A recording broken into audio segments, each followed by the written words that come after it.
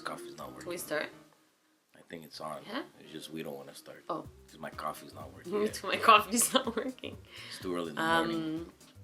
This is Giancarlo. Hi. This is Felicia. And this is... You don't say hello? Hi. You're so rude in the morning. What's up? This is our coffee. This is our call. Yeah, I have big time. That's not working that well. So bear with us. And this is our review of... Outer Earth. Holy my God. cow, you got it right. For once. Question. Here we go. The air mills, right? Thingies? We see them on the side of the road. Yeah, but this is But about... there's like a missile in it or something. Well, because this one's about terraforming planets. So... Come again? Terraforming planet. You know what terraforming means? Come on, Feli. You must know what terraforming means. I don't.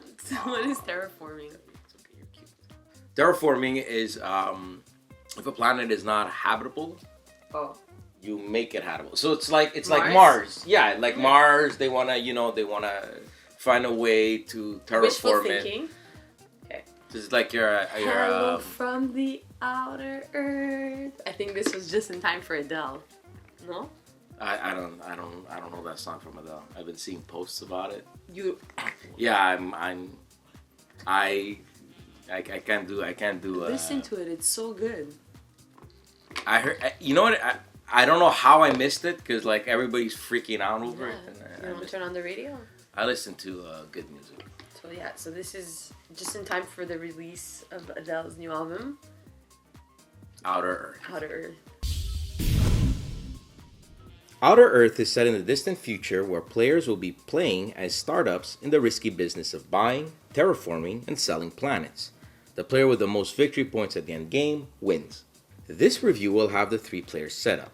Shuffle and count 21 cards from the ones marked planet and create a new deck, returning the excess to the box. Reveal 4 planet cards to create the market. Now shuffle and count 15 cards from the ones marked Superstructure. Return the excess to the box.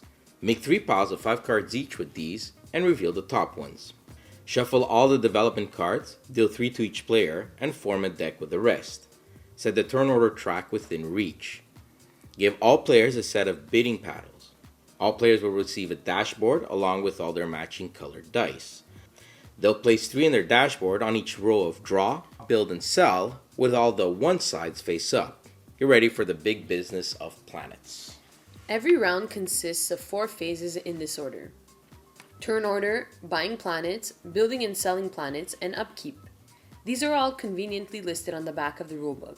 In turn order, players will bid to choose their spot on the turn order track. Using their paddle and placing them face down, they'll decide if they want to bid or not. Should they choose yes, they must discard a development card. If no other player bid, they'll get to place their die on the turn order track first. This is important at times because Phase 2, buying planets, will have the player closest to the left act first. Whereas in Phase 3, building and selling planets, the players closest to the right will go first and work their way back. If another player bid, another round of bidding between those players will take place. If some players decided not to bid at the same time, then those players will break the tie by rolling their 4th dice. The highest number will get to place first. For the colorblind, simply place your dice number matching your player dashboard. When turn order is decided, we move on to buying planets. Following the turn order from 1st to 4th, the players can buy planet cards from the market at a cost of discarding a development card for each. When bought, they'll go on the left side of your dashboard. Be careful though, as planets over your sell value at the upkeep phase will have you pay a penalty.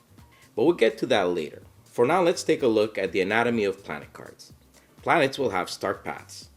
These will indicate what development cards can first be played there.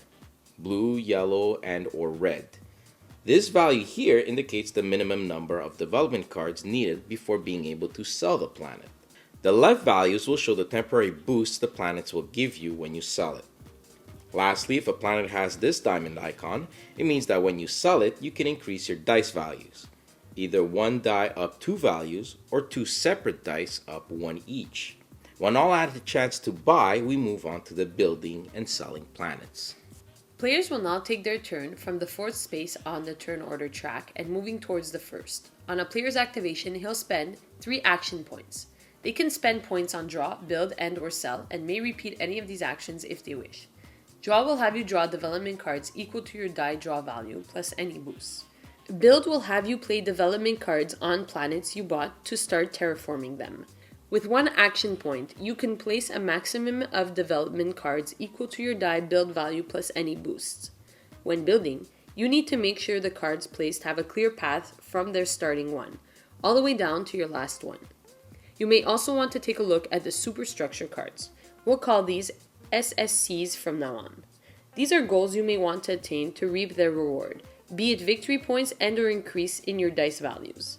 You'll get these if you meet the requirements when you sell a planet, which brings us to the last action a player can do, sell.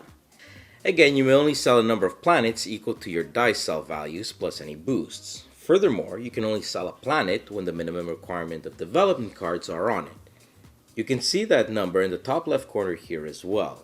When you sell a planet, it'll go on the right side of your player board, covering any planets sold previously, if any. They'll all be worth 2 VP each at the end of the game. What's more, they might boost your dice value until covered by another planet.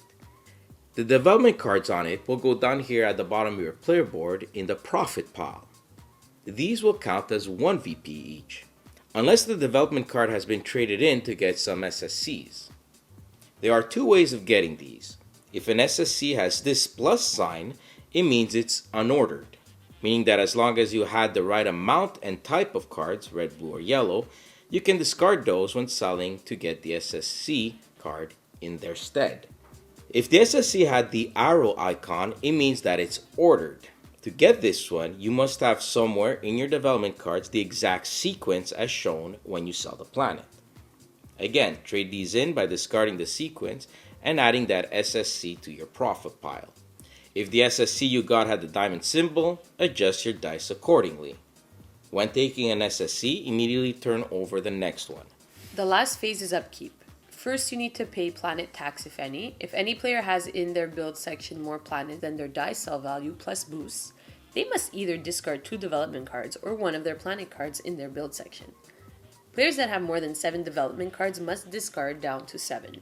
Each planet that did not sell during the buy phase will receive face down development card as incentives for the next round. Refill the market so as to have a number of planets equal to the number of players plus 1. Check to see if the end game is triggered. This happens one of 2 ways. Either the planet deck runs out or 2 SSC stacks are empty. If not, every player takes back their turn, order die, and a new round begins. If the end game has been triggered, we go to the final scoring. Simply enough, every development card in your profit pile is worth 1 point. Every sold planet you have is worth 2 points. Add any SSC's victory points you have, and the player with the most wins. Outer Earth blends well the bidding, set collection, engine building, and racing the other player's aspect of familiar games into a small box. A box which contains good, sturdy components with some interesting artwork. But I'm only going to give a half pro point for artwork. Not because I didn't like it, quite the contrary, I loved it. It's fresh and really original. I just wish I had seen more of it with the development cards, and especially in the planet ones. To me, they seem a little too prototypish. That said, design is really well thought out of. From having the big planet stats at the top portion of the card when you build development cards on it, to probably having one of the best colorblind friendly design we've seen in a while. Blue is simply square, yellow has a line split in the middle, and red has 2 lines. Even the die used on turn order track should be placed with the player's board number. The game does offer good tactical choice, and the player interaction is there, if subtle.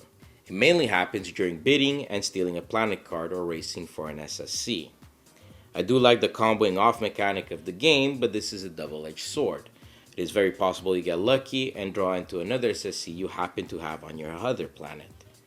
Also, it's very possible you don't draw the right color from your development card, so luck does play a pretty big factor. The color ratio of the development cards are not the same. Blue is the most common, yellow is average, and red is the most rare. So do plan accordingly, but sometimes there's just nothing you can do. And strategically, the game doesn't really offer much choice. Simply boost your dice value to maximize your actions and get the most SSC and finish the game while ahead. Still, Outer Earth is original enough and interesting enough for gateway players who want to upgrade their Ticket to Ride skill or experienced players looking for what they might consider a semi-casual game. You should definitely try it out. Outer Earth gets a 7.5 out of 10.